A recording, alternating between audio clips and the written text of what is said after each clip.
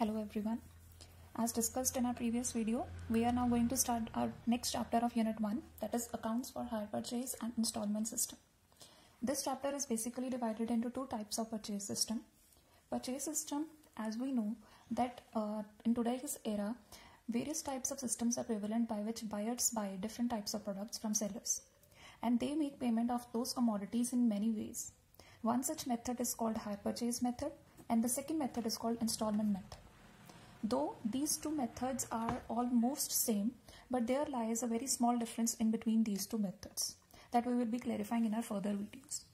This chapter is important both for 15 marker point of view and for 5 marker as well. We will be covering those questions from the aspect of paper point of view so that you can clarify, so that you can solve each and every question with full confidence.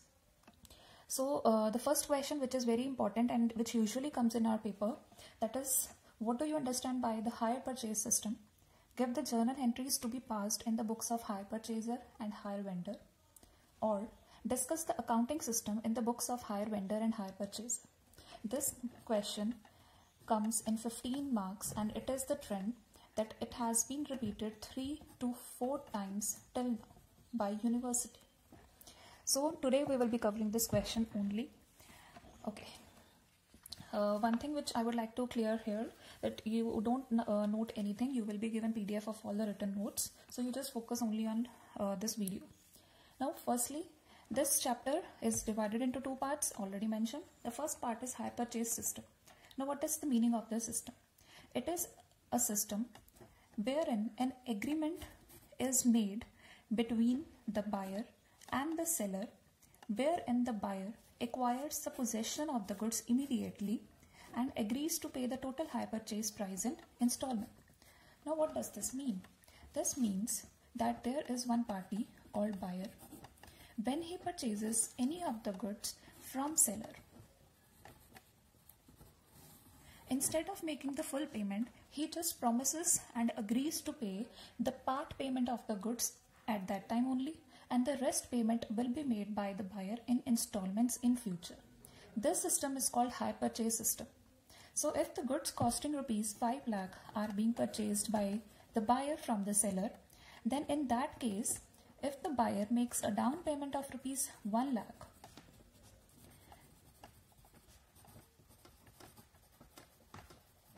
let's suppose he is making a down payment of rupees 1 lakh.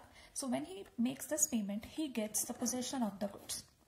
And when he makes all the installments, he pays all the installments amounting to rupees 4 lakh in total. In that case, he will get the ownership of the goods.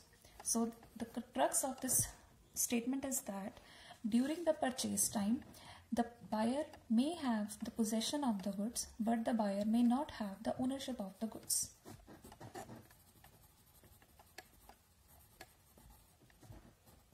He can have the ownership only after making the payment of all the installments. So by that time only he can become the owner of the goods. This is the main crux of the hire purchase system. Now next, features of hire purchase agreement or hire purchase system.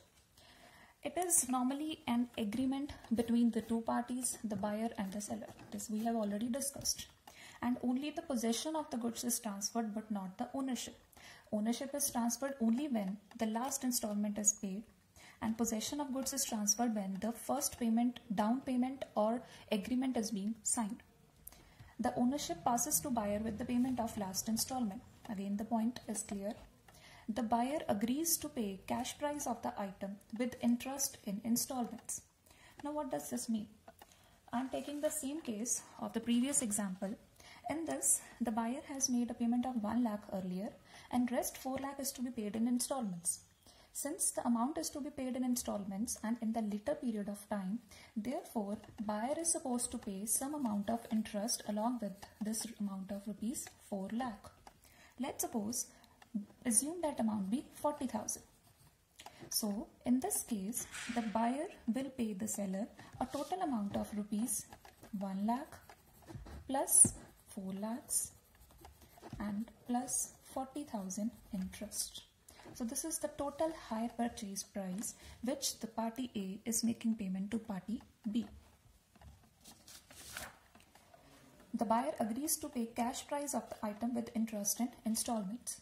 Now one thing is that the interest is always calculated on the amount which is outstanding. That means whatever the balance amount is left, interest is always charged on that amount only.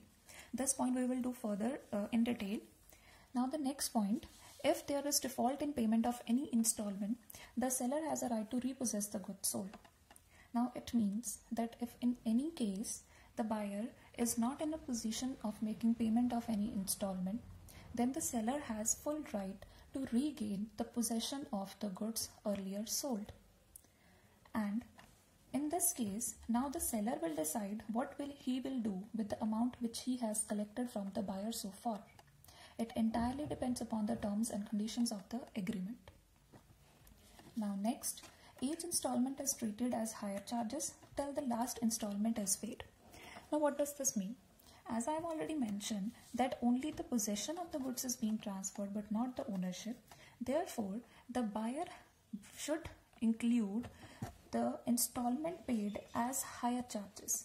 Hire charges means that he is taking the rental services of the asset of another property only till the time he has not paid the last installment.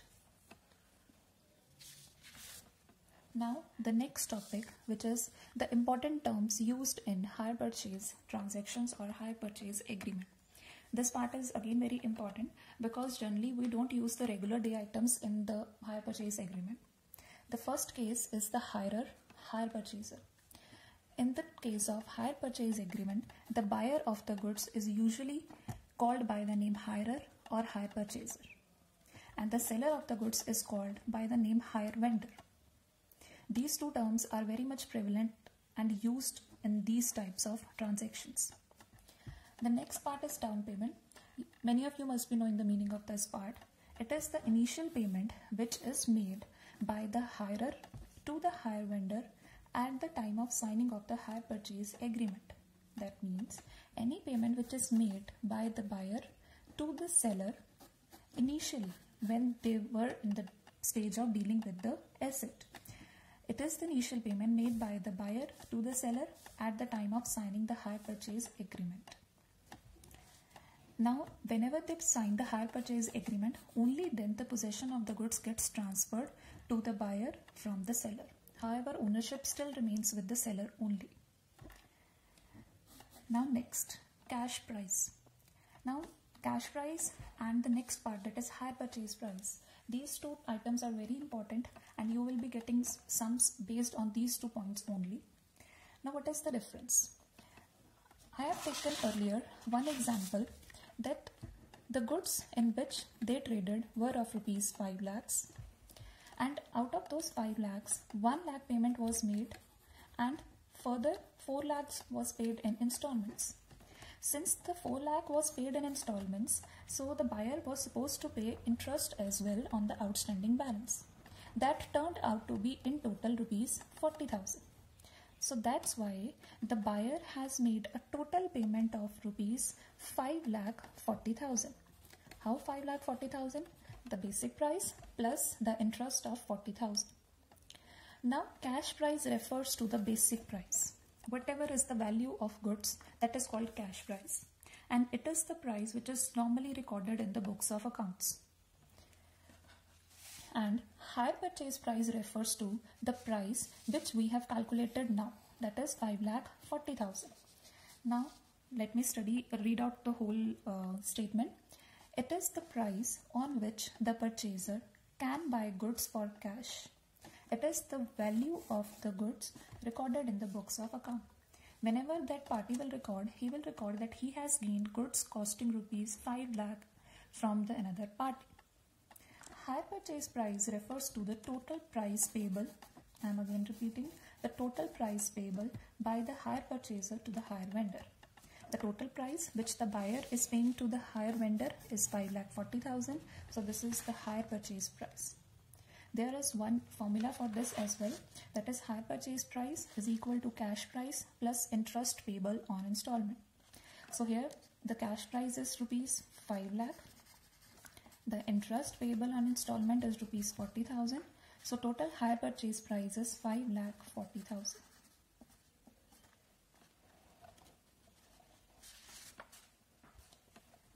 Now the next part, which is again very important, that is the journal entries. Now journal entries are normally asked even without any practical question. The question, as I have already discussed, they can ask you what are the journal entries which are passed in the books of hire vendor and hire purchaser at the time of purchase of any asset or goods. So you are supposed to write down various journal entries. Now, as I have already mentioned, that hire purchaser refers to the party who is the buyer, and hire vendor refers to the party who is the seller. So I will be discussing the entries in both the books of the parties simultaneously. So how the entries are recorded.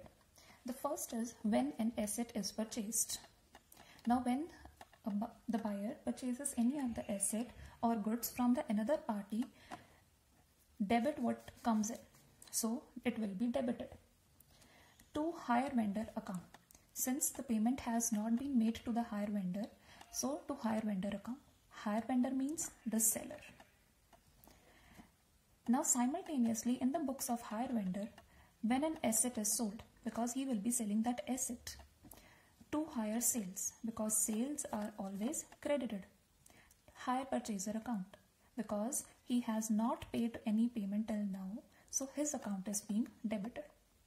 Now one thing to note here is that hire vendor, or in the books of hire vendor, whenever an asset is sold or whenever the goods are sold, a new account is being opened that is called hire sales account. Now I hope you must have understood the first entry. Now move on to the second part. For down payment made. Now it depends upon the agreement whether any payment of any initial payment is being made or not. So if any payment is made by the buyer, that means the hire purchaser, to the hire vendor account debit to cash to bank account. Since the payment is being made, so cash or bank is being credited. The payment is being made to the hire vendor, so debit the receiver, so hire vendor account. On the other hand, for down payment received, so debit what comes in, that is cash and bank account, and credit the giver. Hire purchaser is giving you the payment, so we have credited that part. Now next, for interest due at the end of the year. Now one point which you should here notice, that interest is always given at the end of the year. Now since we are preparing the books of hire purchaser here, hire purchaser is supposed to pay the interest to the hire vendor, therefore it is the expense of the hire purchaser, and we are supposed to debit all expenses, so interest account debit to hire vendor account. And on the other hand, since here interest is the income for the hire vendor, so we are supposed to credit our income and gains, so here to interest account, that means interest is being credited on the name of hire purchaser. Now the next entry, that is for the payment of first installment. So along with interest, the party will pay to the seller the first installment. Entry is simple, hire vendor account debit to cash or bank account. Cash is going out, something is going, and the hire vendor is the receiver. And on the other hand, hire vendor will receive the installment, so debit what comes in and credit the giver.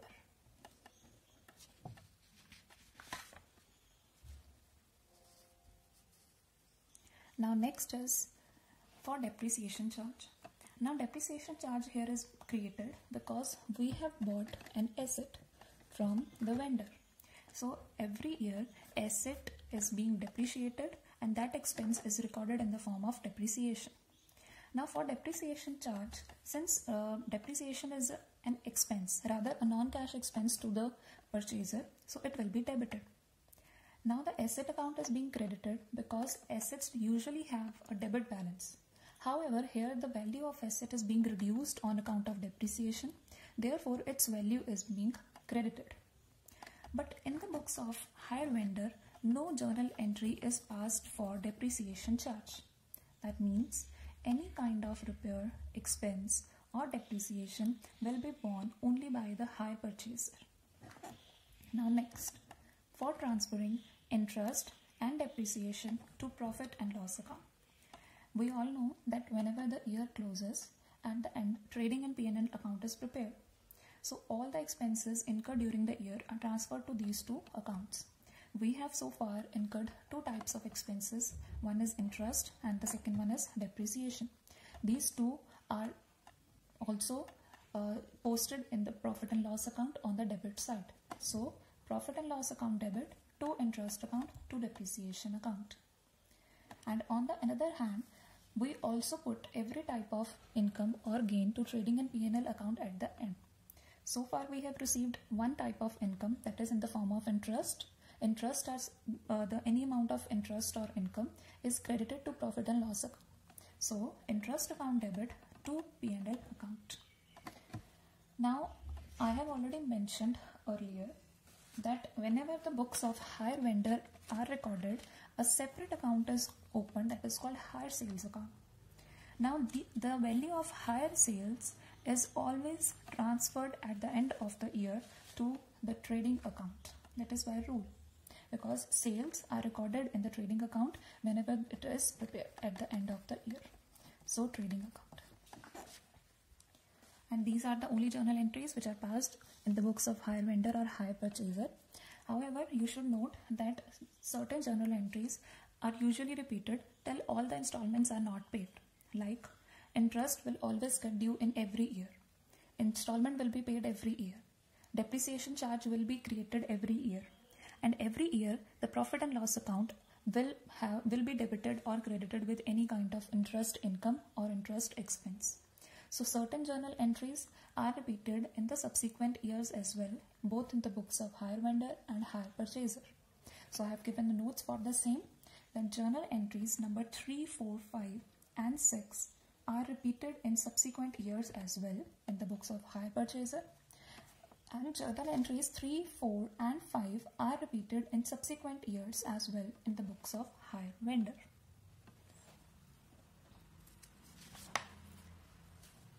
Now the next part. Now this part is very important because it is only on the basis of this that you can get 5 marks of practical, and sometimes a question based on this format can be asked by giving you a part and a long question. Like there will be a question of 15 marks as usual, 10 marks will be for theory and 5 marks will be for practical. Or you can expect 2 7.5, 7.5 practicals based on this part. So it is important and it is very easy as compared to your other chapters. So format for calculation of interest charge on each installment. As we have already discussed that whenever the installments are paid, interest is paid along with it. So for this, points to be kept in mind. First, installment paid refers to interest plus principal. And the principal should be BAL. Interest plus principal. Now what does this mean? Since we have already discussed that out of rupees 5 lakhs, 4 lakhs is supposed to be paid in the form of installments. Now let's suppose 1 lakh out of this is paid as first installment. Now the interest will be calculated on the total balance of rupees 4 lakh. Let's suppose be it 10,000. So total installment to be paid here means the interest plus the amount of principal which you are paying during that year. Now second, interest is always calculated on the amount outstanding at the end of the year after payment of installment. This point I have already discussed earlier, that interest is always calculated on the outstanding amount. Whatever the balance is left in your amount, interest will be charged only on that amount but not on the whole amount. Next, interest may be charged yearly or half yearly depending upon the question. You may get question based on any format. Now on this format we are supposed to discuss. So now before discussing we have discussed certain points which you should keep in mind while solving the questions regarding the interest charged. Now in your exams you can expect 3 types of 5-marker practical questions. Those 3 forms of questions generally revolve around these 3 terms, that is the installment, rate of interest and cash price. Now the 3 forms of questions which generally come is from those types. The first type is when you are given all the 3 terms in this question. These questions are generally easy to solve and they hardly take 4 to 5 minutes of yours to solve the whole question. The second form of question is when you are given the rate, the amount of installment, you are given the rate of interest, but you don't have cash price with you.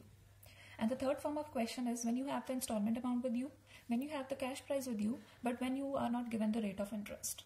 So these three questions are generally asked in your question in your exam, and they are very important for 5 marks practical.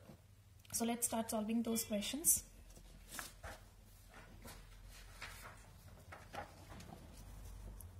Now this is your first question. This question is based on the first format, that is when you are given all the three forms, that is the installment, rate of interest and cash price. So X purchased a machine on 1st Jan 2009 on hire purchase system. The cash price was rupees 45,000. The payment was to be made in 4 half-yearly installments of rupees 12,000 each. The first payment to be made on 30th June 2009. Interest is to be calculated or taken at 5.2.5% per annum. Calculate interest. So this is the pattern of the question. Now just check that you are given in this question the cash price, that is 45,000. Interest is given to you as 5.25% per annum, and you are also given the amount of installment of rupees 12,000 each. Now the main question or the crux of the question is that you purchased a machine on this date and it was quoted that the cash price of the goods will be 45,000. I have already discussed before that cash price means the value of the goods. Payment is to be made in 4 half-yearly installments. Now this you should be very cautious that they are mentioning you the half-yearly installments but not the yearly installments. That means in one single year 2 installments will be paid after every 6 months. The amount of installment is rupees 12,000 each, and the first payment, that means the first installment, is to be made on 30th June 2009. Interest is to be calculated 5.25% and the rate is given per annum. That means it is for the whole year rate, not for 6 months. Now you are supposed to calculate interest. Now for solving this question, generally this type of analytical table is prepared. This table includes installment, the due date of installment, amount due at the beginning of the period, interest at 5.25% per annum that you are supposed to charge for every 6 months, amount due at the end before the installment is paid, installment paid, amount due at the end after the installment is paid. This type of analytical table is prepared to calculate the amount of interest which we are supposed to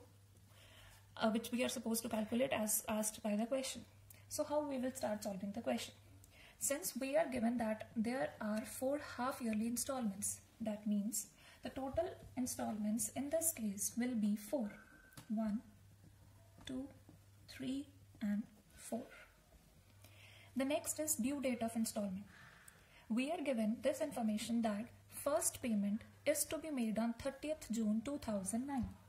That means the first date of installment will be 30/06/2009. And since they are to be paid after every 6 months, that means the second installment gets due on 31st December 2009. Obviously, the third installment will lie on 30th of June 2010 and the fourth installment will lie on 31st of December 2010. Now, amount due at the beginning of the period. We know that we are supposed to make a payment of rupees 45,000 and no down payment has been made or given in the question. That means at the beginning of the period, as on this date, you are supposed to pay the total amount of 45,000. That is, but obviously you will not pay the whole amount, but the total amount outstanding at the beginning is this amount. Now, since this is the only amount of cash price, interest will be calculated on this amount. How? This is 45,000 at 5.25% for 6 months. Because this rate of interest was given per annum, we are supposed to make payment of installment after every 6 months. So this interest should be charged only for 6 months. This amount will turn out to be 1181. You can round off the figures if there are any. Now, we know that the cash price plus the interest they together become the installment. I have already mentioned this point earlier, that installment paid is always equal to interest plus the part payment of principal amount so made. So again, in this case, the total amount which should be paid should be equal to 45,000 plus the interest amount. That amount will turn out to be 46,181. That is 45,000 plus 1181. So 46,181. However, that party has paid an installment of rupees 12,000. So 12,000 has been paid. So out of 46,181, the party has paid 12,000. That means the amount outstanding after the installment is paid turns out to be 34,181. I have mentioned here amount due at the end before the installment is paid. That means before the payment of this installment, total amount due is this. But when from this total amount 12,000 is paid, this is the total amount which is due after payment of installment. Now next, the amount due at the end of 1 year becomes the opening figure of the next term. So the closing figure of first period, that is 34,181, becomes the opening figure of the next period, 34,181.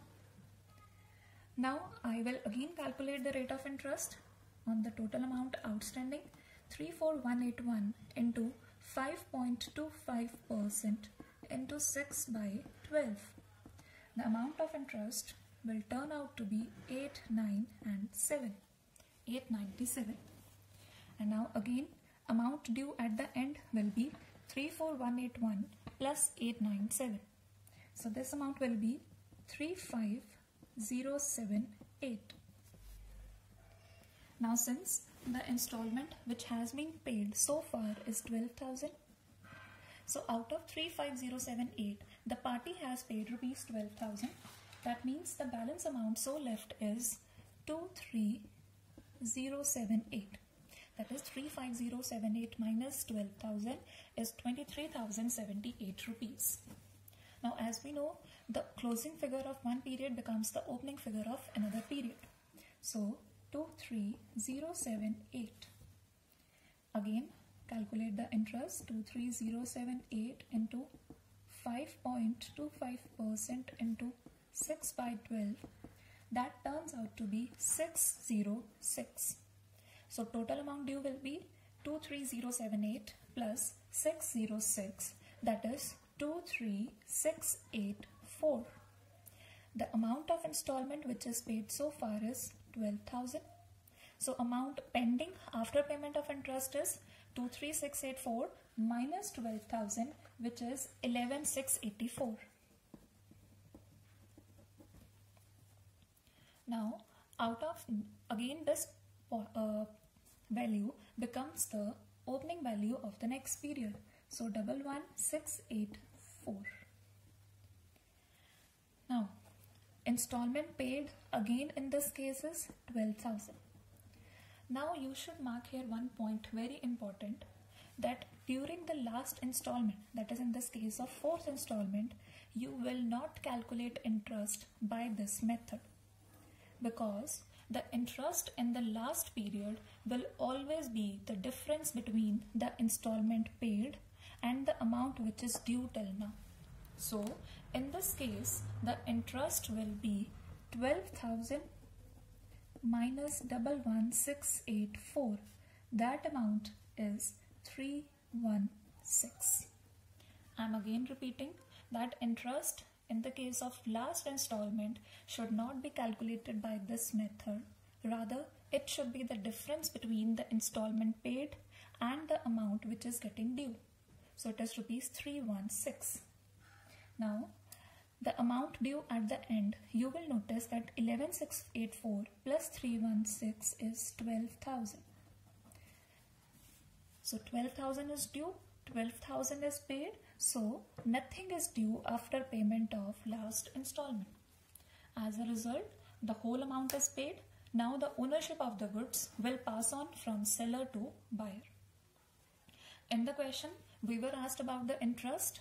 This is the total amount of interest of every installment. You are supposed to calculate the total interest as well.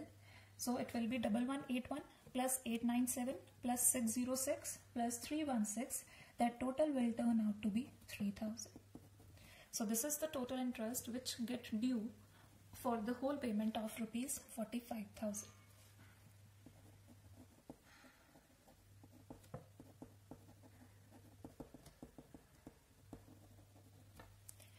Now, after calculating this part, you have one way of checking your answer as well. How you can calculate? We know that total amount of installments so paid are rupees 48,000. Now, how you have calculated this part? It is very easy to calculate this part. The total installments so paid are rupees 48,000. That is 12 into 4, 48,000.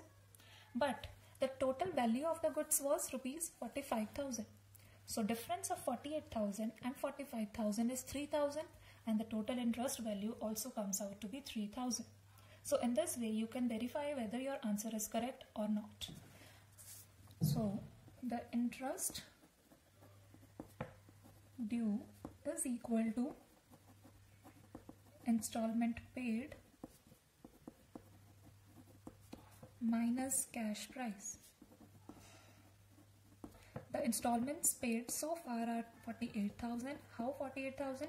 You have made payment of 12,000 4 times, and the cash price of goods is mentioned to be 45,000. So total value of interest is 3,000. This is how your one category of question is solved.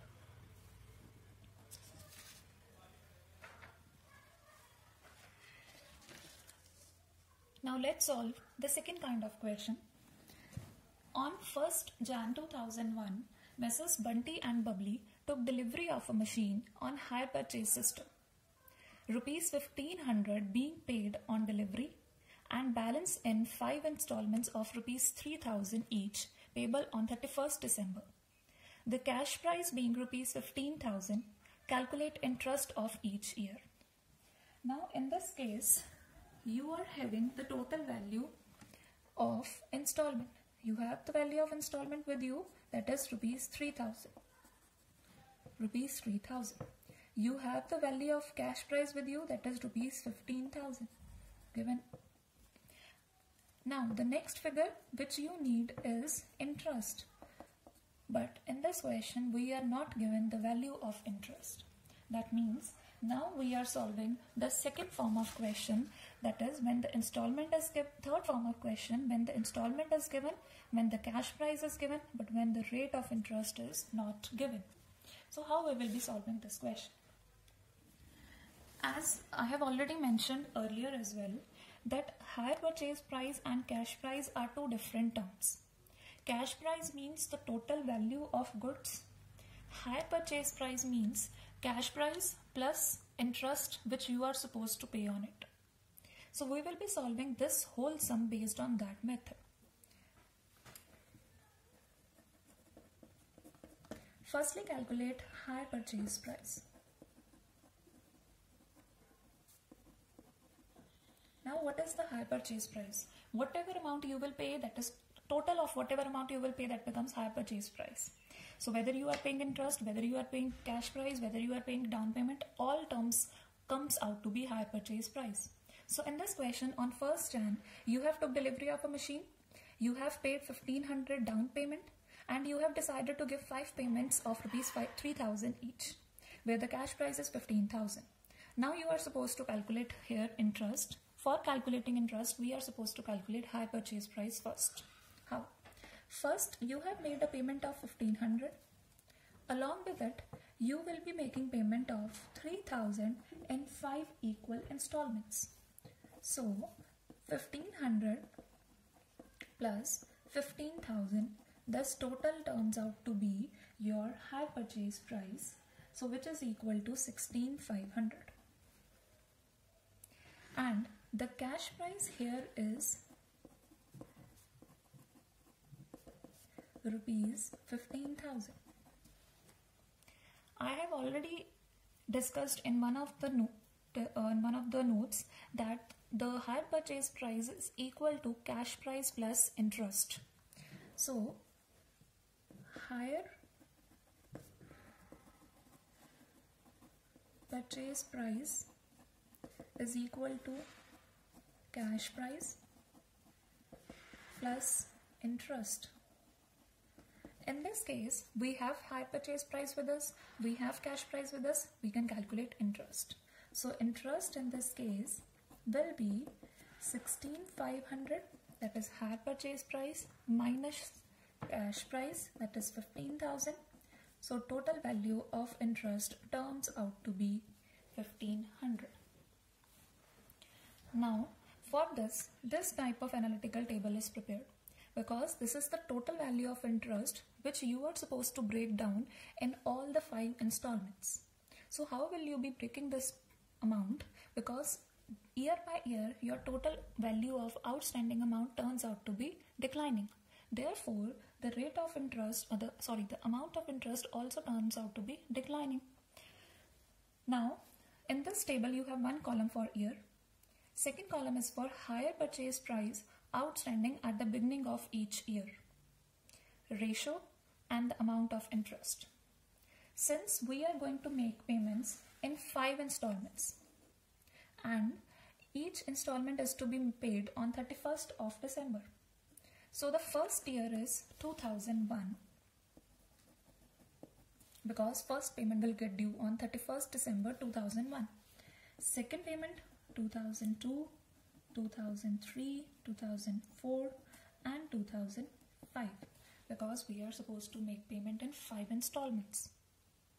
Now what will be the hire purchase price outstanding at the beginning of each year? We know that the total hire purchase price in this case is 16,500. Done. Out of 16,500, rupees 1,500 has already been paid as down payment. That means the total amount which you are supposed to pay in installment is rupees 15,000. Out of this 15,000, at the end of this year, you will be making payment of rupees 3,000. So for the next year, you will be using an amount of rupees 12,000. Again, out of rupees 12,000, you will make payment on 31st December of rupees 3,000. So again at the beginning of this year, you will be having an amount outstanding of rupees 9,000. Again you will be making payment of 3,000 at the end of this year. So at the beginning of this year, you will have an amount of rupees 6,000 with you. Again at the beginning of the next year, same procedure, so 3,000 amount. This will be paid at the end of the next 2005. So for next year you will have no value due. Now let's calculate the ratio of all these values. It's simple. The ratio will turn out to be 5, 4, 3, 2 and 1. Of ratio is 15. Now let's divide the total amount of interest as per this ratio. It is 1,500 into 5 by 15, 1,500 into 4 by 15, and the same procedure for rest.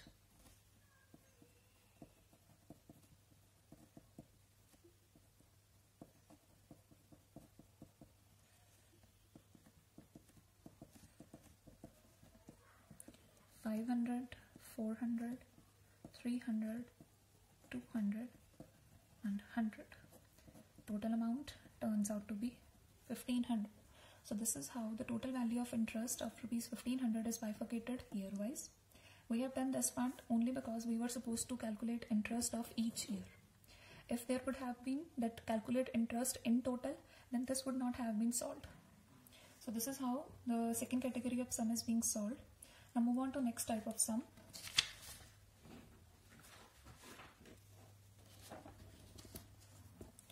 This is question number 3. X purchased a machine on hire purchase system. As per the terms, he is required to pay rupees 800 down, rupees 400 at the end of first year, rupees 300 at the end of second year, and 700 at the end of third year. Interest is charged at 5%. Calculate cash price. So this is the whole question. According to this question, that a machine was purchased by X. He paid 800 as down payment. 400 was paid at the end of first year as first installment, 300 as second installment, and 700 as third installment. On all these installments, interest so charged is 5%. Calculate the cash price. So in this case, we have the amount of interest with us. We have the installment amount with us as well. But we don't have cash price with us. So this is the third category of sum which we are supposed to solve. For this, an analytical table like this is prepared. Installments. You can write down here the due date of installment. If nothing is mentioned about the due date of installment, then you can write as well the number of installments. As in this case, we are not given the date of installment, so we will here write down the number of installments. Then, closing balance of cash price, amount of installments so due, amount of installments so paid, total amount due, interest, and opening balance of cash price. Now the pattern of solving this question is somewhat similar to the first question which we have solved. This is question number 1. In question number 1, we have solved it like this: first, second, third, fourth installment. And in this case, we started with the cash price and then solved the entire sum. Now, in the question number 3, which is this question, we will be solving in the reverse manner. Means we will be starting from here and will follow the whole procedure and will reach this amount, because we don't have this amount of cash price with us. So to reach this amount, we will start from here and will solve the whole procedure and move backwards to this point. So that means if we have 3 installments here, firstly we will be writing installment number 3, then installment number 2, and then installment number 1. Now the next is closing balance of cash price. We know that when all the installments are paid, the closing balance of cash price becomes 0, because the whole amount is paid by the hire purchaser. Therefore, this amount will turn out to be nil. We have done the same in question number 1 as well. This amount was nil after payment of last installment. So again, when the last installment was paid, the cash price is 0. Now amount of installment. We have been given by the question that 700 is the amount of third installment, 300 is the amount of second installment, and 400 is the amount of first installment. Now what is the total amount due? In the first question, we know that the installment paid, that is 12,000, is equal to the total amount due. Similarly, in this question again, if the total amount of installment paid is 700, therefore for the last year this amount will remain same. This is the amount which is paid and this is the amount which is due. Now what about the interest? Interest is 5% per annum. Many of you might be thinking that we should apply 5% on 700, but that is wrong, because this is total amount due. It means this amount includes cash price plus interest as well, or you can say principal plus interest. How? Again, relating to the question number 1, we know that this amount or these amounts we generally derive by adding these two portions. That means amount due at the end is always equal to the interest plus the cash price so available. So in this case also, this 700 already includes this rate of interest. So to calculate the interest from this portion, we can do it like this: 5 upon 105, 100 upon 100 plus rate. So the total will turn out to be here value of interest as 33.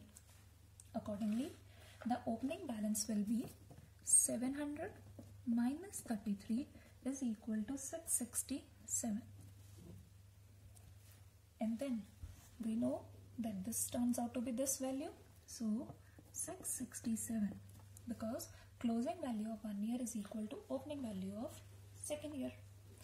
Now again 667 is the closing price or the closing balance of cash price. The amount paid in this year is 300. Now what will be the total? As we know, this total is cash price plus interest. Now the amount paid is this. Here the amount paid is this. So 667 plus 300 is equal to 997. That means the total which you are supposed to pay is 600 plus 300 is a total. Out of this 997 you will pay this, and this amount is again due. Let me relate it to the first question as well. This used to be the total amount due, out of which when you pay this, you get this. Since we are now solving the reverse pattern, so here this is the total amount, out of which you have paid 300. The balance will be paid in the next year.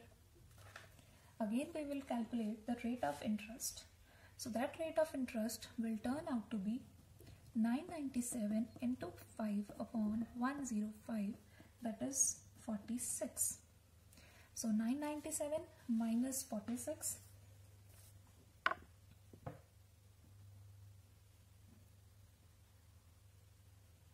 sorry, it should be 967. 967 minus 46 is equal to 921. Now opening and closing are equal, so 921. Therefore this amount should be equal to these two. So 921 plus 400 is equal to 1321. The rate of interest here will be 5 upon 105, which is equal to 63.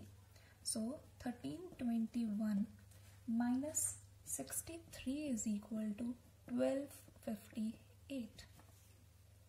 Therefore we have reached this part, but one part is again left here. Cash price is the total value of the goods. This is the payment which you have done in installment, but you have made a payment in down as well. So cash price will be down payment plus 1258. Down payment is rupees 800 plus 1258. That means the total cash price is 2058.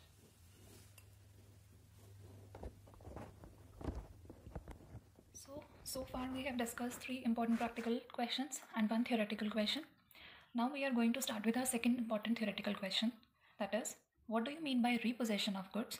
How are they recorded in the books of hire purchaser and hire vendor?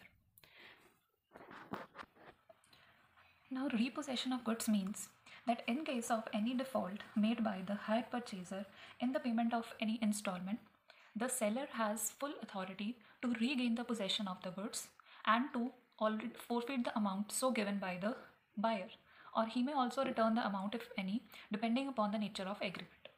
Now based on this process, you can expect a question in this form: what do you mean by repossession of goods? How they are recorded in the books of hire purchaser and hire vendor? Hire vendor, you know, is the party called seller. Now this question is very good given in your book. Repossession of goods: in event of default by the buyer in the payment of any installment, the vendor can take back the goods into his possession. So this act of taking back the goods is called repossession of goods. As such, repossession of goods is legally permissible because the ownership of the goods still lies with the seller of the goods, means the vendor of the goods. The buyer or the hire purchaser has only the possession of the goods. So legally, the hire vendor has full authority and full right as per law to regain those goods back. Now, the repossession of the goods or the assets can be of 2 types. One type is complete repossession and second type is partial repossession. Complete repossession means when the seller repossesses or takes back all the goods so sold by him to the buyer. Means if in this case there are 3 machines which are purchased by party X from party Y. In case of default by party X, Y can gain all the 3 machines back. So this is called complete repossession. However, Y may also Think of taking only 2 machines back and leaving 1 machine with party X. This is called partial repossession. So in other words, complete repossession means when the hire vendor takes the possession of all the goods back. However, partial repossession means when the hire vendor takes the possession of only a part of the goods sold. Now, decision about these two depends only upon the mutual agreement between the buyer and the seller. There are no defined guidelines by the law to deal with such situation. Now, the question mainly depends upon this part. What is the accounting treatment of repossessed goods? So for this, journal entries are passed in the books of buyer and in the books of seller to deal with such part. So, as we have already discussed, there are 2 types of repossession. One is complete and one is partial. So let's talk about case 1 when there is complete repossession of goods. Now, entries in the books of hire purchaser, that means the buyer. This entry is very much related to the entry which we have done when the goods or asset were sold. So, when the asset was purchased by buyer, entry was asset account debit to hire vendor. In this case, the asset was coming. However, in this case, the asset is going outside. Therefore, the first entry will be the reverse of this first entry. Asset account debit to hire vendor when it is purchased. However, when it is returned, hire vendor account debit to asset account. The entry will be reversed. Now, sometimes while closing the asset account or at the time of repossession of the goods, the buyer may either incur profit or may incur loss. This depends from question to question. So a journal entry is also passed for the same in the books of buyer. So if it is loss, so P&L account debit to asset. How this entry? Since losses are debited, so loss we have debited.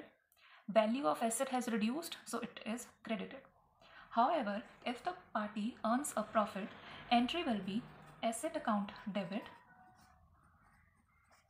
to P&L account in case of profit. Now, for this same part, entry is recorded in the books of hire vendor.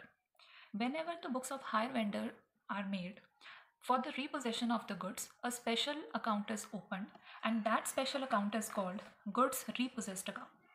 So whenever the hire vendor repossesses any goods, he passes an entry goods repossessed account debit to hire purchaser account. Now this entry is again the opposite of entry so passed earlier when the asset was sold. So when the asset was sold, entry was hire purchaser to hire sale because it was sale. Now since the entry is reversed, so in this case the entry is now goods repossessed account debit to hire purchaser account. Now since the goods are in the possession as well as ownership of seller, if he incurs any kind of repairs and maintenance expenses to keep the life of the asset, those will again be the liability of hire vendor. For those, a journal entry is passed, that is, goods repossessed account debit to bank or cash. Any expenses will again be debited to this part only, the special account created for this purpose. Now next, for sale of repossessed goods. Now seller, being the owner of the goods, has full right to resale the goods to any other party. For those, the entry will be cash or bank account debit to goods repossessed account. Now next, for closing goods repossessed account. For this part, it means that the seller may incur either loss, the seller may earn any profit on this whole act of repossession of the goods. So those entries for profit and loss are given below. If the area is of loss, so P&L account debit to goods repossessed account. If the area is of profit, goods repossessed account debit to P&L account. Now this was the case of complete repossession of the goods. In case of partial repossession of the goods, the journal entries, these journal entries will remain the same. The only difference lies with the amount with which the entries are being posted. For example, we have already done that in case of complete repossession, 3 machines are taken. So that means the value of 3 machines will be posted here. However, in case of partial, only a part of the total assets are being taken back. Let's suppose 2 machines. So in that case, the value here changes, but the journal entries remain the same. They are given here. for recording in the books of hire purchaser and hire vendor in case of partial repossession. All the entries are same. Now, one important point here is that we have done one entry here that sometimes the buyer may incur loss or may earn profit. Now there is one formula to calculate the profit or loss so incurred or earned by the party buyer. That formula is book value of goods taken away by the vendor, that means the seller, less agreed value of goods taken away by the vendor. That means in case of partial repossession, if the book value of one machine was 10 lakhs and the two machines were taken by the vendor, the book value turns out to be 20 lakhs. And the vendor has taken those goods against an amount of rupees 23 lakhs. That means an amount of 23 lakhs will not be paid by the buyer now. For those, the goods costing rupees 20 lakhs have already been taken. So here the party has suffered a loss of rupees 3 lakhs. In this case, the profit may also be calculated if the book value is higher than the agreed value. The question is completed. Now let's start with the next question. Again, important for theoretical aspect. What is installment purchase system? Give journal entries to be passed under the system in the books of purchaser and seller. This question may come either in 5 marks or in 15 marks. The chances are both. I started the chapter with this part only, that there are various types of purchase system. One such system is hire purchase system and the second system is installment purchase system. We have done the hire purchase system, that with this the possession passes, ownership does not passes, and the buyer will make the payment in installments along with interest. Now let's start with the installment purchase system. Under this system, both the possession as well as ownership of goods passes immediately from the seller to the buyer. So the possession and ownership of goods immediately passes from the seller to the buyer, but the payment of the total price will be made in installments. However, if the payment is not made, it will be made in installments only. So this is the first basic difference between the hire purchase system and installment system, that in installment system both the ownership and possession passes. However, in hire purchase system only the possession passes but not the ownership passes. Now the various features of installment purchase system are: there is an agreement of sale between the buyer and the seller. It is a form of agreement of sale. However, in case of hire purchase system, it was an agreement of hire only. And that is why we used to treat it as hire charge. I have already discussed this point. Now second, the buyer gets both the possession and ownership of goods immediately on signing the agreement. In case of default in payment of installment, the seller has no right to repossess the goods. The previous question which we did was on the repossession of the goods. That act of repossession of goods is possible only in the case of hire purchase system, but that act is not allowed in installment purchase system. Next, the buyer or purchaser, being the owner of the goods, can dispose of the goods in any manner. Since at the time of signing of agreement, the buyer becomes the owner, he has full authority to do anything with the goods. He may further sell it to any party. He may discharge it, he may damage it. The seller should not be in any of the cruel terms with the buyer. So these are the main features of installment purchase system. The question was about what is the installment purchase system and the journal entries which are to be passed under the books of purchaser and seller. Now, the installment purchase system generally recognizes the buyer with the name purchaser. You may use the term buyer, but most commonly the term purchaser is used, and for the second party the word seller is used. And there are no other important terms which are used in this system. Now let's discuss about the journal entries which are passed in the system. So the various journal entries which are passed in the books of purchaser and the seller or the vendor are called like this. First, for asset purchased on installment system, asset account debit to vendor account. Now firstly I should make one point clear, that all the entries are very much similar to hire purchase system. There is change of just one point here, that is the interest suspense account. Rest every entry is nearly 90% same with hire purchase system. So when the asset purchased, asset account debit, interest suspense account debit to vendor account. Vendor here means the seller. Asset is debited because something is coming. For the same entry in the books of vendor, entry will be purchaser account debit to sales to interest suspense account. Reverse. Now next, the down payment is made. For the down payment made, entry will be vendor account debit to cash or bank account, debit the receiver, and the payment is going outside. For the same, entry in the books of seller will be bank account debit to purchaser, credit the giver and debit what comes in. Then next, for interest due on installment. Now interest is the expense of the purchaser, so it is being debited. Now under installment purchase system, interest is always treated from interest suspense account. For this a special account is prepared. So interest account debit to interest suspense account. And for the same in the books of seller, interest is credited because here it is our income. So credit all incomes or gains, and debit part is interest suspense account. Then next, payment of installment, vendor account debit to cash or bank, and for the same, the entry in the books of seller will be bank or cash account debit to purchaser. And for charging depreciation on asset, we know that being purchaser being the owner as well as having the possession is supposed to bear the expense of depreciation as well. So depreciation account debit to asset account. Now no journal entry is being passed in the books of seller for this part because it is the liability of purchaser only to bear such expenses. Next, as we have already done this part as well in the hire purchase, that any kind of expense for the particular year will be then posted to P&L account. So P&L account debit to depreciation to interest. And in this case, since interest being the income, it is again posted to P&L account on the credit side. So interest account debit to P&L account. So that interest will be posted in credit side of P&L account. And at the end, the sales of this account will be transferred to trading account at the end of the year. This also resembles to what we have done in hire purchase system. So this was all about the third theoretical question. Now let's discuss about the fourth important theoretical question.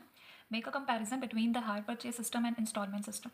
This question was repeated by university many times in its previous exams. So this is very important and rather very easy question. So we have to make differentiation between the two types of purchase system, that is hire purchase and the installment system. Many of the things must be clear to you right now. So let's study the difference. Given in your question very clearly, given in your book very clearly. So first, hire purchase system is a system or agreement of hiring. However, installment purchase system is an agreement of sale. Why? Because in case of installment purchase system, ownership is being transferred as well. However, in this system, ownership is not transferred till the payment of last installment.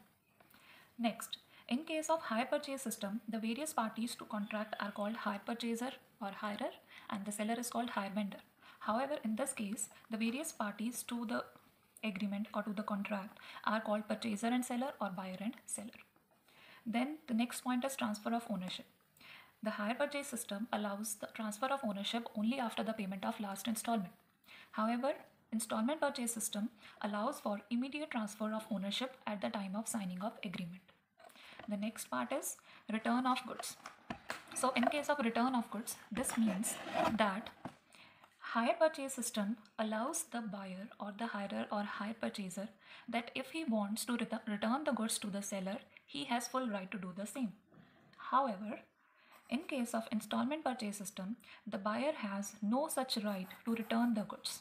So he is supposed to make payment of all the installments, and in case of hire purchase system, if the buyer does not want to retain the goods with him, he can return the goods and can escape his liability of making the payment of installment. The next part, that is fifth point, is repossession of goods.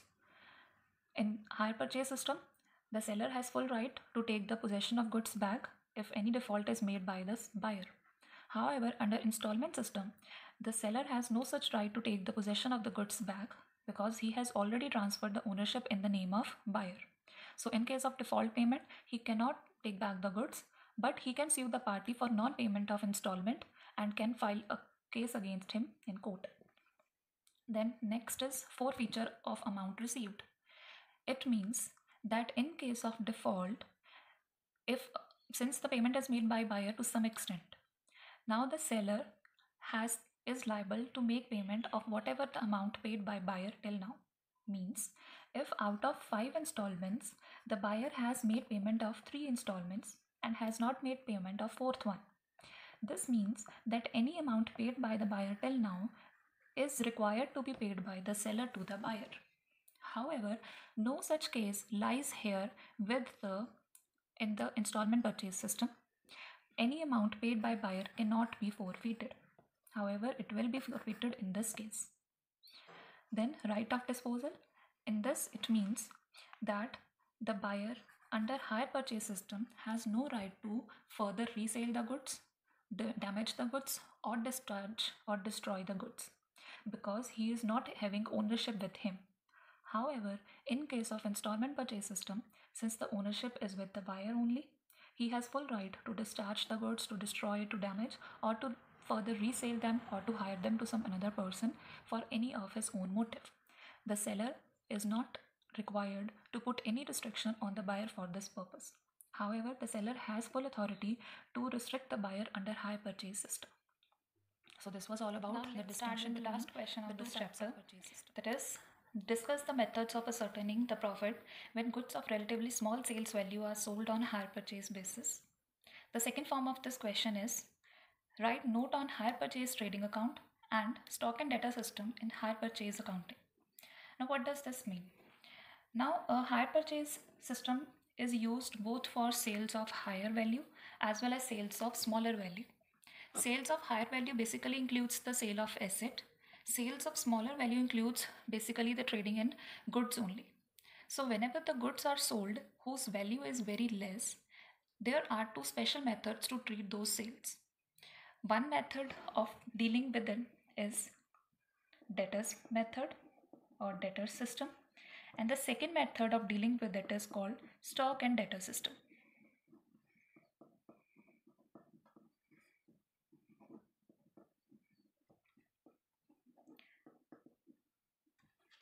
Now, debtor system is also known by one more name, that is called hire purchase trading account. Now, why it is called by this name? Because under this system, only one type of account is prepared, that is called hire purchase trading account. However, under stock and debtor system, 6 types of accounts are prepared of different nature so as to treat all the process of sale. So that is why debtor system is known by the name hire purchase trading account. We will be discussing both the methods side by side. This question is little bit lengthy, and we will be solving examples of these two methods as well, so that you get a clear idea of how to solve these sums. So let's start with our first method, that is called debtor system. Now, under debtor system, since the hire purchase trading account is prepared, this is a special type of account which is prepared in the books of hire vendor. Hire vendor means the seller. So in the books of seller, this process is being carried on. Now the proper format of hire purchase trading account will be discussed now.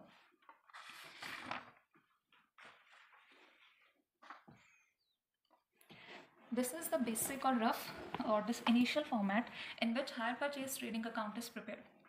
It is similar to the trading account which we prepare for the financial accounting as well.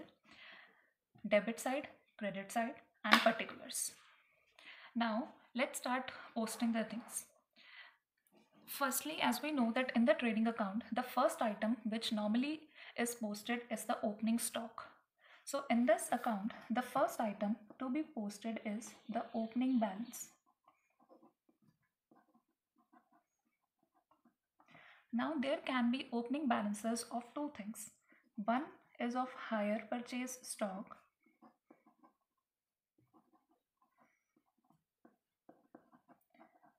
and the second is of hire purchase debtors. Now what does these two bifurcation means? It means that you have sold a stock on hire purchase. One stock is that stock on which installment is not due. So it is represented by the name hire purchase stock. However, there is a stock which you have sold to your seller buyers, but on which the installment is due.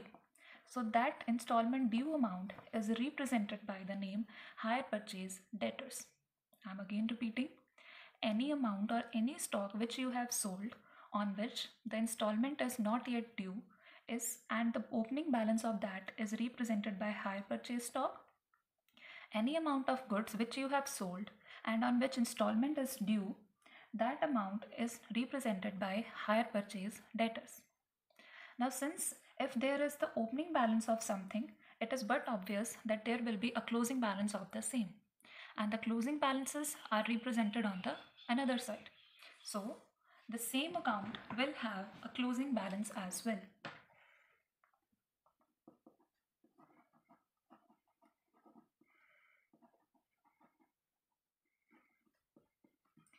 Of both hire purchase stock and of hire purchase debtors.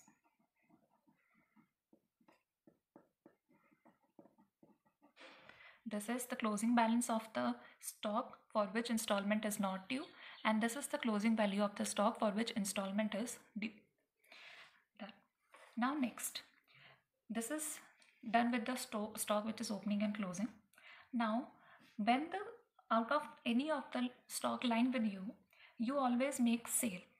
That sale is represented by goods sold on hire purchase, and since it is the hire purchase account, so the sales or the goods sold on hire purchase are represented on the debit side. So goods sold on hire purchase account.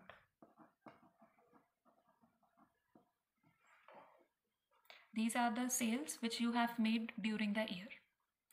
Now, since this is the part of the stock which has moved out from your company or out from you, sometimes you also take the possession of the goods back. That is called the repossession of the goods.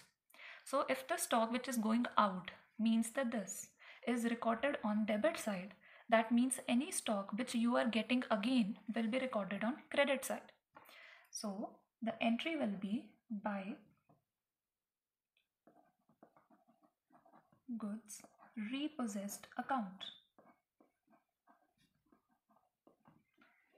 This is the value of goods which you have sold. This is the value of goods which you have taken back.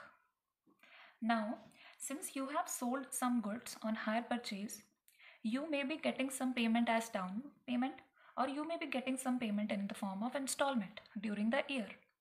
That payment is recorded on the credit side of hire purchase trading account by bank or cash account with the amount of down payment plus installments received during that particular year.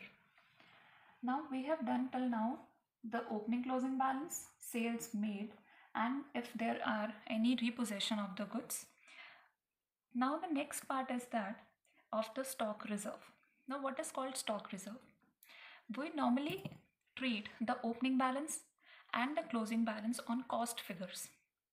However, sometimes we are given the opening balance and the closing balance as cost plus profit. Cost plus profit. Since the profit should not be the part of opening balance and the closing balance, we are supposed to remove the part of profit so included in both the balances. So to nullify this impact, we post the profit of opening balance on credit side and we post the profit of closing balance on debit side by the name called stock reserve.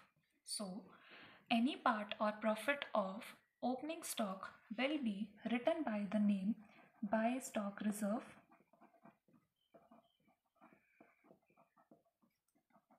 That means profit or loading of opening stock. And to nullify the profit or loading of closing stock, we will write it as to stock reserve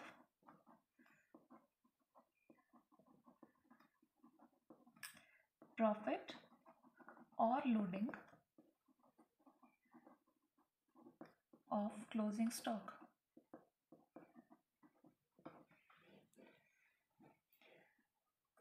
Now, there is also one more point. Since you have sold the goods on hire purchase, this sale should also be on cost basis only. But if you have included profit here as well, then you are supposed to reduce this profit. So to remove this part of profit from this value, we will post this profit or loading on the credit side. It will be represented by the name by goods sold on hire purchase.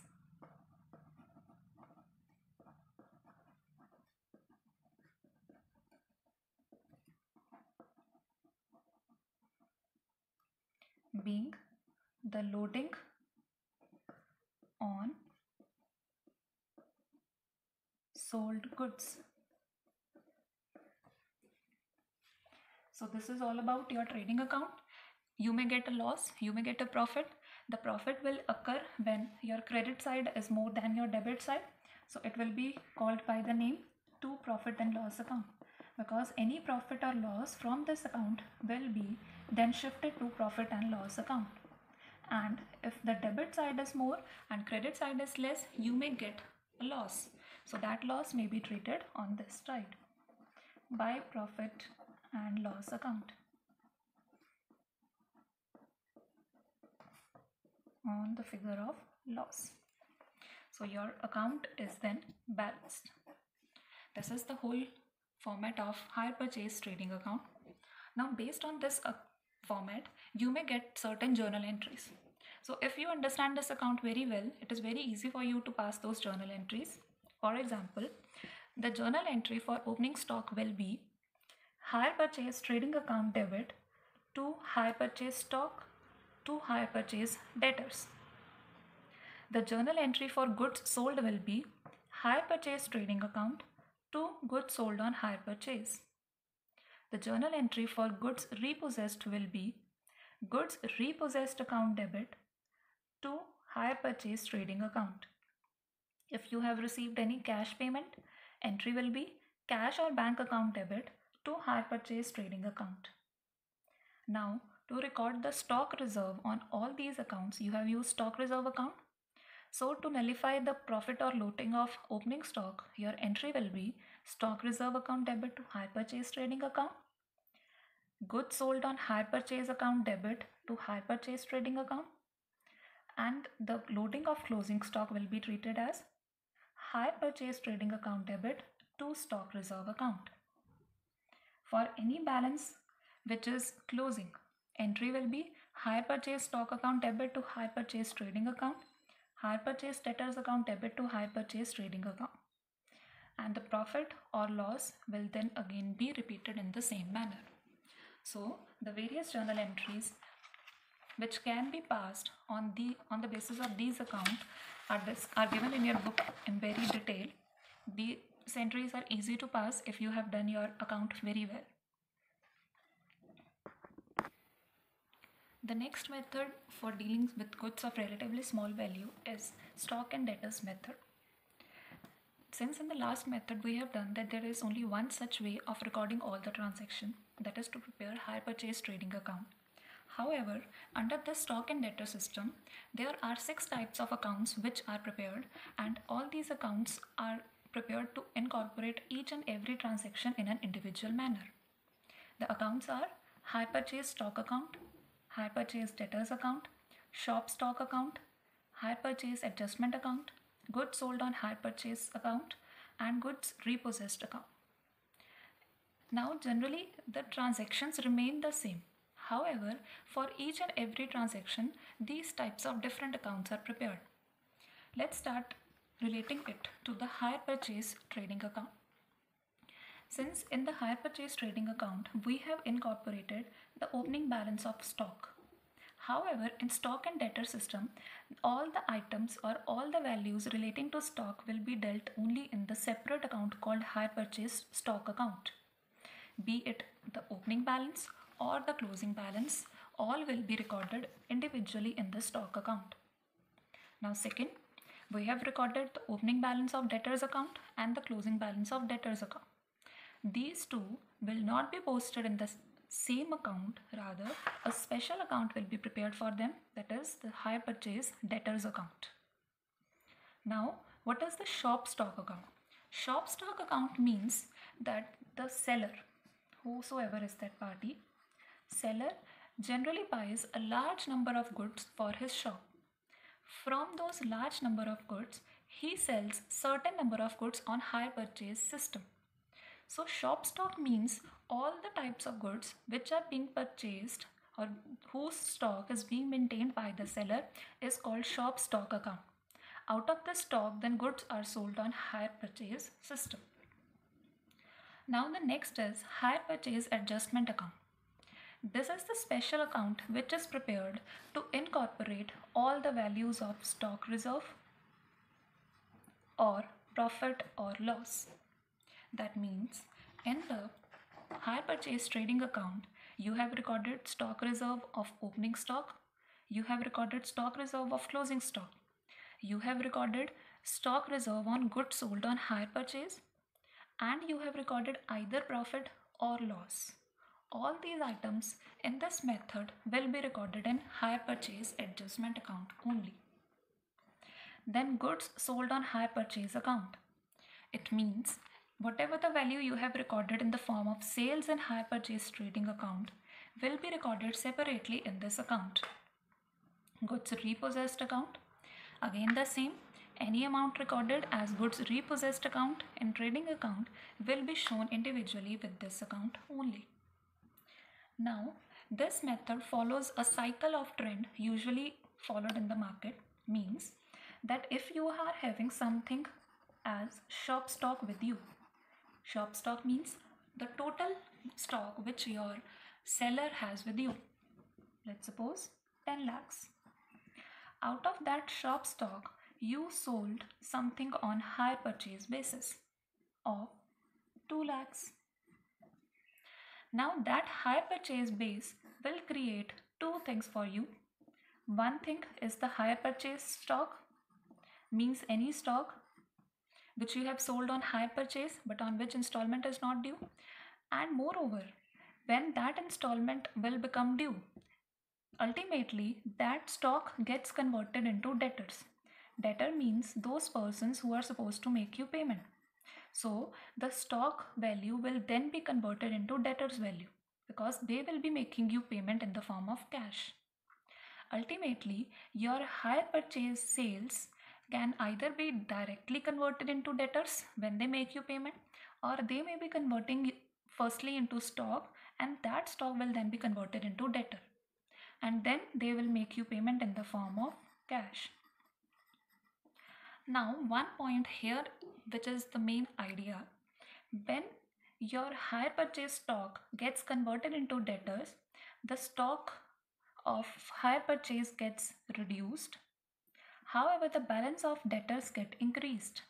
I again repeat, when your hire purchase stock is liable to make you payment, the balance of hire purchase stock gets reduced and the balance of debtors get increased, because this stock has now lost its identity and has become debtors for you. And when those debtors make you payment, their balance gets reduced and the balance of cash gets increased. So in this way, the whole process moves on. Now, if out of this stock, any of the payment, that means not made by the party that is on account of default, you create a special account called goods repossessed account. Now goods repossessed account can be the hire purchase stock and it can be debtors, it can be both. So when your goods repossessed account balance increases, the balance of hire purchase stock gets reduced and the balance of debtors also gets reduced, because now the goods repossessed account will not make you payment on account of debtors, and since you have taken back those goods from your buyer, they are no more your hire purchase stock. So the transactions in this method move like this. Now let's start with the journal entries of this part. Keeping this whole procedure as the main balance, we will be doing the journal entries.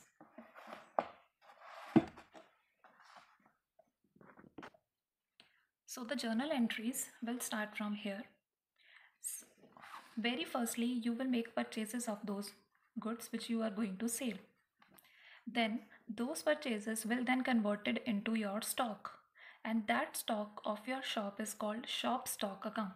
So the first journal entry will be for purchases of goods. Purchases account debit to bank, to cash or to creditors. Now these purchases will then be converted into your stock. So if the balance of purchases gets reduced, so it is credited. Stock gets increased, so it is debited. Now when out of this shop stock goods are sold on hire purchase basis, they become your hire purchase stock. So for sale of goods on hire purchase basis, hire purchase stock account debit to goods sold on hire purchase account. We have already discussed that a separate account is being prepared for goods sold on hire purchase account. Now here you must note that this is with HP price.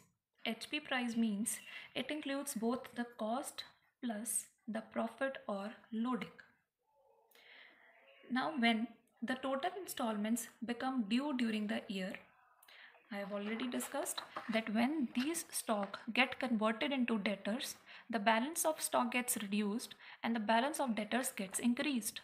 So the entry will be hire purchase debtors account debit to hire purchase stock. Stock gets reduced, so it is credited. Debtors get increased, so they are debited. Now when these debtors make you payment, the balance of debtors get reduced and the balance of cash gets increased. So the entry will be bank or cash account debit to hire purchase debtors account. This is how the cash received gets treated. Now the next entry is for repossession of goods due to non-payment of installment. Whenever the goods repossessed account increases, it generally decreases two types of accounts. One is the hire purchase stock account and second is hire purchase debtors account. So entry will be goods repossessed account debit because it is increased, so it is debited, to hire purchase debtors account to hire purchase stock account because these two accounts are getting decreased, so they are credited. Now whenever you will prepare goods repossessed account, there might come out any balance on account. So it may be profit, it may be loss. As I have already mentioned that any profit or any loss will be treated to which account? Adjustment account. So any profit or loss of this account will also be adjusted through hire purchase adjustment account. So the entry for the same will be, if the loss arises, hire purchase adjustment account to goods repossessed account. And if it is the entry of profit, it will be reversed. Now loading of opening stock with hire purchase customer, that means the stock reserve of opening stock, that is stock reserve account debit to hire purchase adjustment account. If the loading of closing stock is to be adjusted, again adjustment account to stock reserve. And in the hire purchase trading account, we have done stock reserve of three types of goods: one of opening, another of closing, and one of goods sold on hire purchase. Opening stock of stock reserve of opening stock was on credit side, so entry was stock reserve to hire purchase trading account. But in this method we will be recording all stock reserves from adjustment account, so the entry will be stock reserve to hire purchase adjustment account. Stock reserve of closing stock was on debit side, so stock reserve was on debit side through stock reserve. Adjustment will be made through adjustment account. And goods sold on hire purchase, loading on goods sold, was on credit side. So goods sold on hire purchase to hire purchase adjustment account, because in the hire purchase adjustment account this item will be credited. Now in case of any profit or any loss, it will again be done through adjustment account. So if there is profit, hire purchase adjustment to P&L. If there is loss, P&L to hire purchase adjustment. Generally, for these two methods, journal entries are asked, and you may expect one method also. However, there are 1 to 2 questions which have been asked till now based on these two methods. So we will be solving those methods with the help of practical question. one for stock and data system and one for hire purchase trading account system. So these journal entries are the base of for solving the questions. So do learn or do have a very thorough knowledge about these journal entries beforehand. We are now going to solve one practical example of each question. The question is like this. X Limited has a hire purchase department. Goods are sold on hire purchase at a profit of 25% on sale price. From the following particulars, prepare hire purchase trading account in the books of X Limited for the year to 31st March 2004. 2003, April 1, stock in the shop 10,000. Installment due is given. Stock out with customers at hire purchase price is given. During the year ended 31st March 2004, goods sold on hire purchase at hire purchase price 176,000, purchases 1,36,000 and cash received is 1,60,000. 2004 March 31st, stock in the shop is 14,000.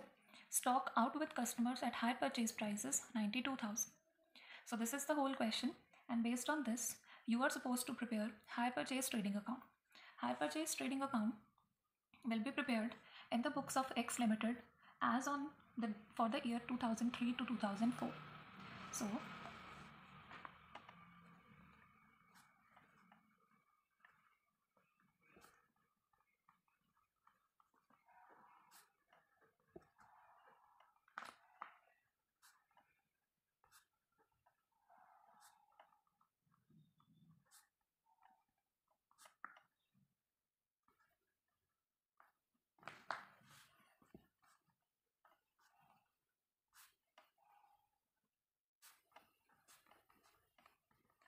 this is the basic information which you are supposed to write every time when preparing this account.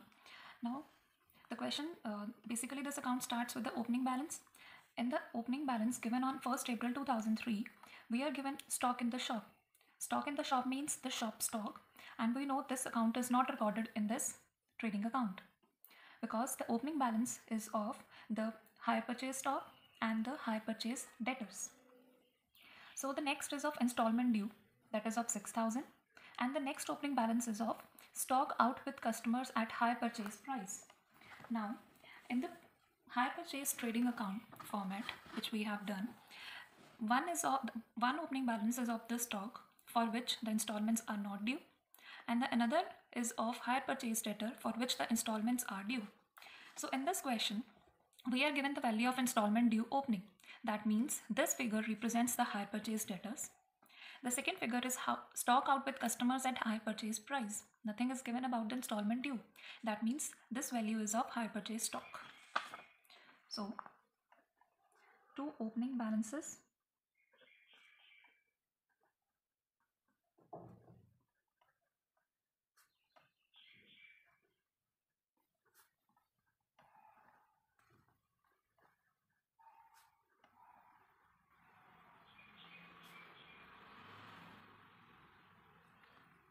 Installment due is of debtors and the stock out with customers is of stock. Next, during the year ended 31st March 2004, goods sold on hire purchase at hire purchase price is 1,76,000. Now at hire purchase price means this includes cost plus a loading on this price, and we are given in the question that the loading is of 25% on sale price. So in this case, goods sold on hire purchase, the value is 1,76,000, and in the account this value is recorded on debit side to goods sold on hire purchase.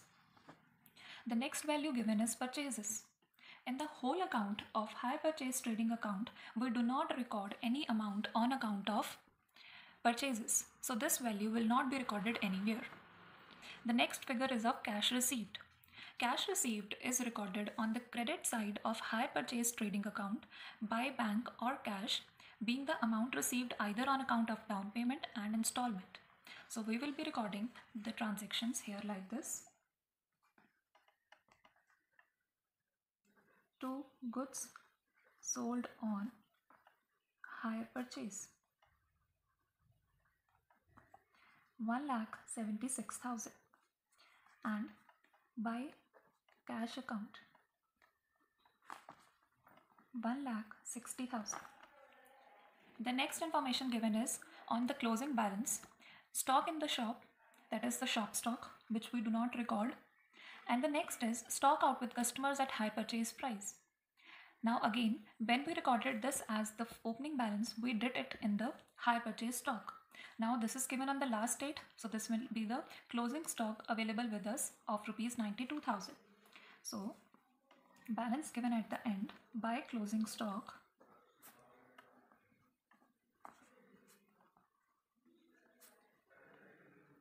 high purchase stock, the value given is 92,000.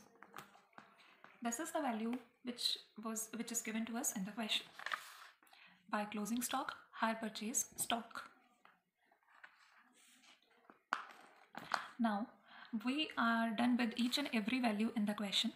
Now in the question, one thing is given to us, that is 25% of sale price is given as a part of loading. And we know that we record the loading if there is given in any question by posting it on the another side so as to nullify the impact. Now since the stock in the beginning was also at high purchase price, stock in the end was also at high purchase price, and goods sold were also at high purchase price. That means all the three things are having a loading in it. So there will be a stock reserve for opening balance, there will be a stock reserve for closing balance, and there will be a stock reserve on account of goods sold on high purchase. So firstly record the stock reserve of opening balance. By stock reserve 80,000. So the stock reserve will be calculated on the amount of 80,000. It is given that the profit is of 25% on the sale price. Usually it is given as 25% on cost price, but in this question it is given as 25% on sale price. The sale price given to us is 80,000. That means we will be directly charging the 25% on 80,000. This is the first stock reserve. Now the next stock reserve is on account of closing stock. 2 stock reserve, amount is 92,000, again 25%. The next is on account of goods sold on high purchase.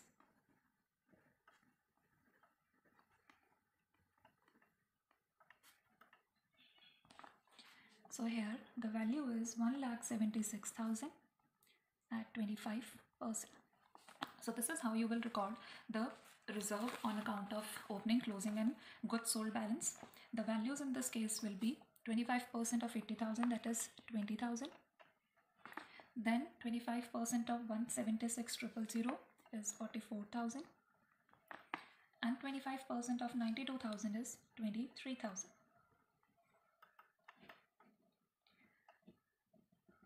Okay, now so we have recorded reserve as well. Now this question is still not complete with one point, because in the opening balance we were given the value of hire purchase debtors. However, on the closing date of the account, that is on 31st March, we are not given the closing value of debtors. That means we are supposed to calculate this value. For this, a working note will be prepared, and the working note will be like this.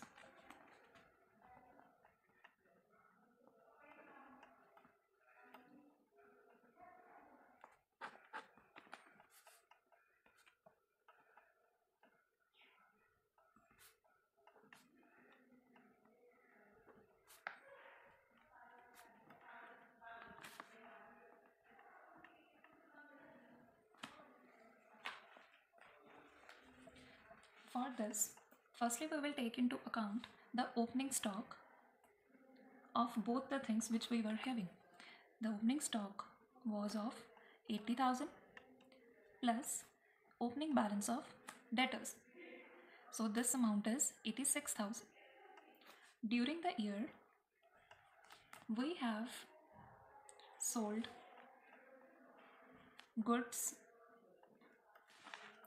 on hire purchase.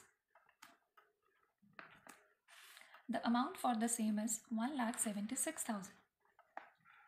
So we were having a balance of 86,000, which was on account of hire purchase, and we also sold goods on hire purchase costing total amount is 1,76,000. So the total of these two is 2,62,000. And from this amount, we have received cash from certain debtors. So the cash was received on account of 1,60,000. And we are also given a closing balance of stock. That amount is 92,000.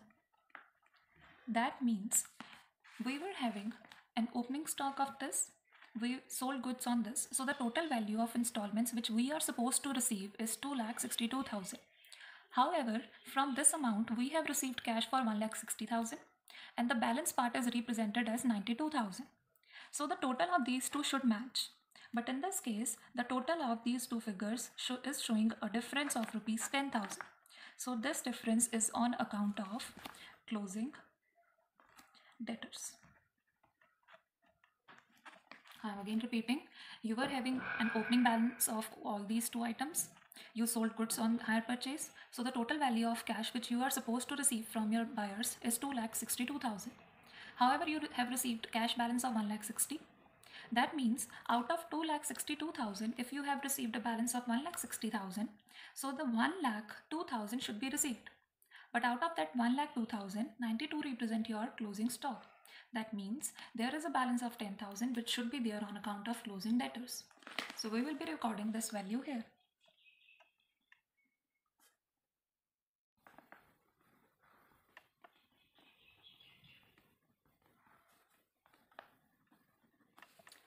So we are done with all the figures. Now we will calculate the profit or loss on this balance, on this account, the total. So after balancing the figures, there is a figure of profit and we always transfer the profit or loss of this account to P&L account only. So to P&L account, profit of rupees 41,000.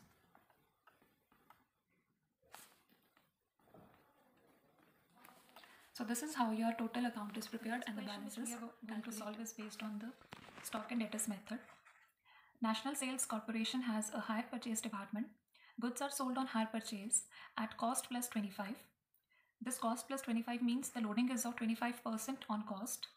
From the following particulars, prepare ledger accounts according to stock and debtor system. Stock with hire purchase customers at selling price, opening date. Installment due on opening date. Hire purchase sales at selling price during the year. Cash received during the year. Goods repossessed. Installment due rupees 2,000 valued at 1,700. Installment due on closing date 1,100. So this is the question which you are supposed to solve on the stock and debtor system.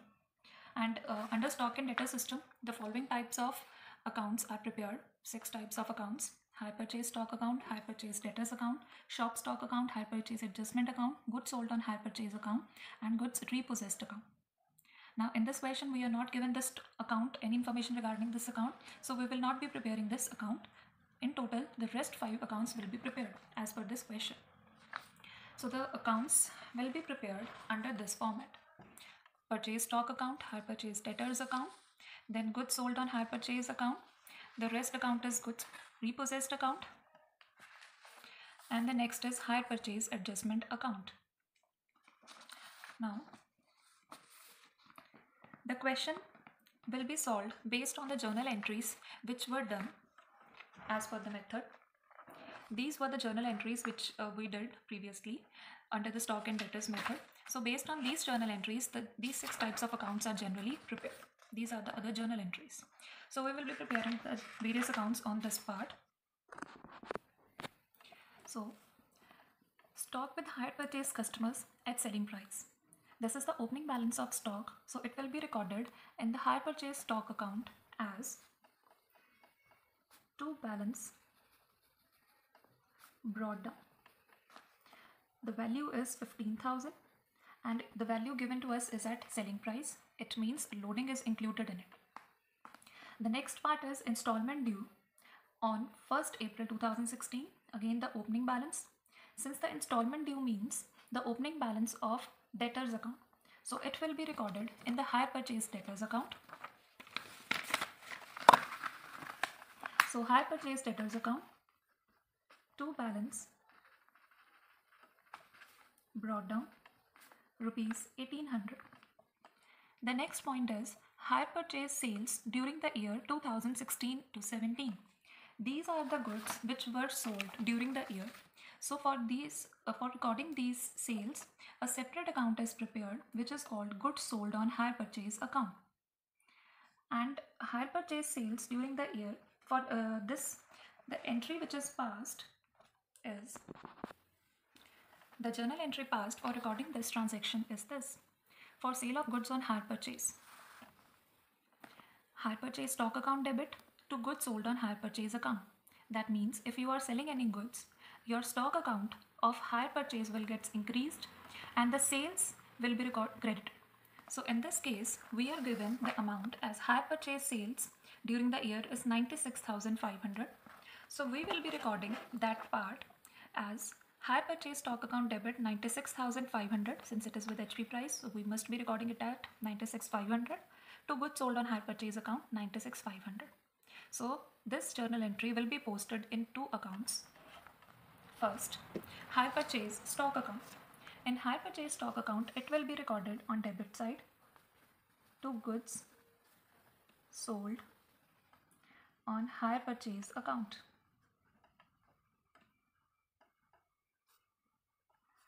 $96,500. And the third account, that is goods sold on hire purchase account, it will be recorded by hire purchase stock account, 96,500. Next, cash received during the year. Whenever you receive any cash from the debtors, the journal entry which is passed in the books is number 4. For cash received from hire purchase debtors, cash or bank account debit to hire purchase debtors account. So this entry will be recorded in debtors account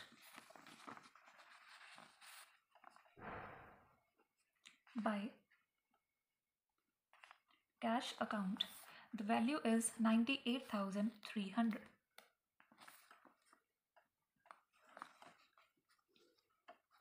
Next,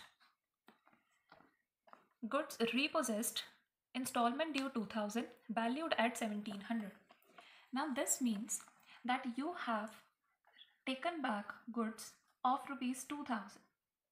These goods are lying with you and at the end their value is treated as 1700 because the installment due was 2000. So you have taken the goods for an agreed value of 2000, which then valued at 1700. So these will be recorded in two accounts in two ways. The journal entry which will be passed for this part is goods repossessed account debit to hire purchase. Since it is on account of installment due is with respect of debtors. So hire purchase debtors account. Debtors were of rupees 2000. However, you have recorded the goods repossessed for value of rupees 1700. The rest amount of 300 will be charged from hire purchase adjustment account, because this is a special account which is prepared to record any kind of stock reserve, to record any kind of profit or any kind of loss. So this is the loss of rupees 300 which you have incurred. So to cover up this loss, you will prepare hire purchase adjustment account and will recover this amount from here only. The entry for this will be recorded in this way.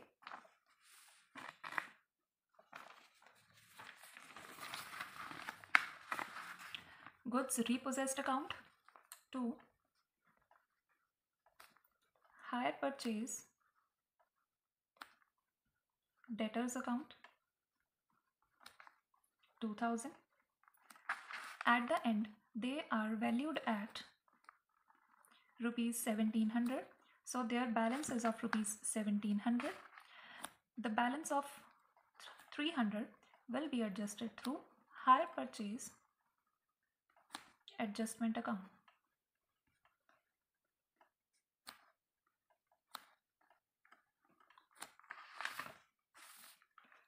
Now next, since this transaction includes hire purchase debtors account as well, so we will be recording this journal entry in that account also. It will be recorded on buy side of the debtors account.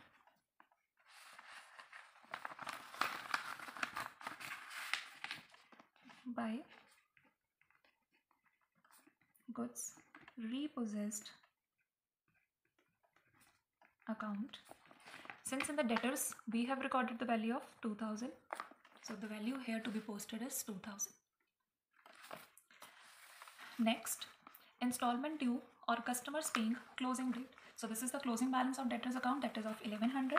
So we will be recording this figure in debtors account. By balance carried down 1100. So every figure has been recorded. Let's balance some of the accounts.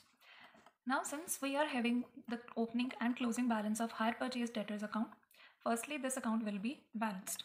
According to this account, the debit balance is the debit amount is less than the credit total. As a result, there is a balance of rupees 99,600.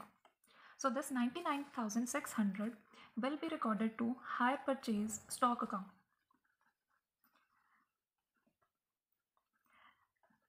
Any balance, if comes out to be on the debit side on hire purchase debtors account, will generally be recorded in hire purchase stock account.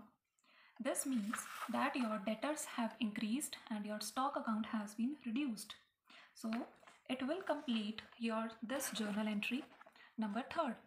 For installment becoming due during the year, hire purchase debtors account to hire purchase stock account. This has become the balancing figure of your account.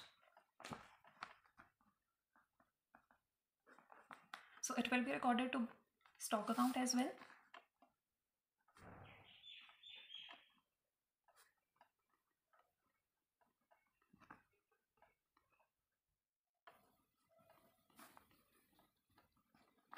So this account will again be balanced. Credit total is lesser than debit total. There is a balance of rupees 11,900, which will be the closing balance. That means by balance carried up. So our two accounts have been balanced. Now move on to the next account. The next account which we will be balancing is the goods sold on hire purchase account. Goods sold on hire purchase account. And the next account which we have with us is goods repossessed account. This account is already balanced because we have posted the balancing figure of 300 to hire purchase adjustment account. Now the goods sold on hire purchase account, as we know that at the end whatever the sales the seller has made, those will be transferred to trading account. So in this case the balancing figure will be posted to trading account. But the goods which were sold, that 96,500, they were at selling price. That means in this price a loading was also added. So to nullify that effect, we generally post the stock reserve on goods sold on hire purchase account. If the sale value is recorded on this side, so the value of stock reserve will be recorded on debit side. And under stock and debtor system, every kind of reserve is adjusted through hire purchase adjustment account. So the value will be to hire purchase adjustment account. Now how to calculate the value? The total value is 96,500. In 96,500, we are here given that the balance is that the loading is 25% on cost. That means whatever the total value is given to us in the form of sales, this already includes the loading. So this is the price, total selling price. It already includes the loading. So to calculate the loading in goods sold on hire purchase account, we will be charging as 25 upon 125. As this price is already the selling price, we are supposed to calculate the loading. So divide this price by the selling price per 100 and 25 is the rate of loading. This value will turn out to be 19,300. So the balance amount will then be transferred to trading account, and this account is again balanced. Goods repossessed account is already balanced. Now prepare the hire purchase adjustment account.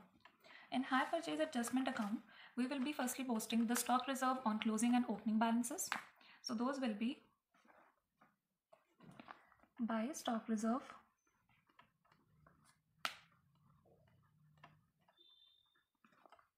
on account of opening balance. The opening stock which was with us is rupees 15,000.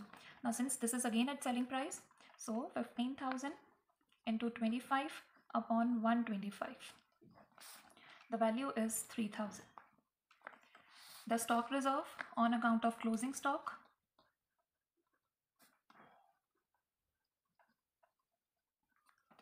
the closing stock we have calculated as the balancing figure of stock account is rupees 11,900. 11,900 into 25 upon 125. The value is 2380. Beside this, we have posted one figure here as well on account of goods sold on hire purchase. So, by goods sold on hire purchase account, the value posted here is 19,300. And then we also posted one amount on adjustment in goods repossessed account, rupees 300.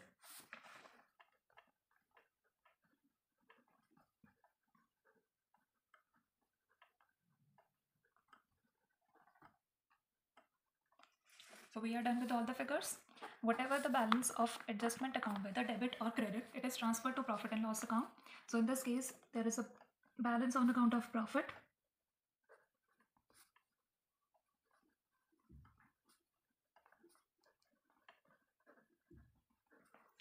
$19,620, and the whole account gets balanced. This is how the various accounts on stock and debtor system are being prepared.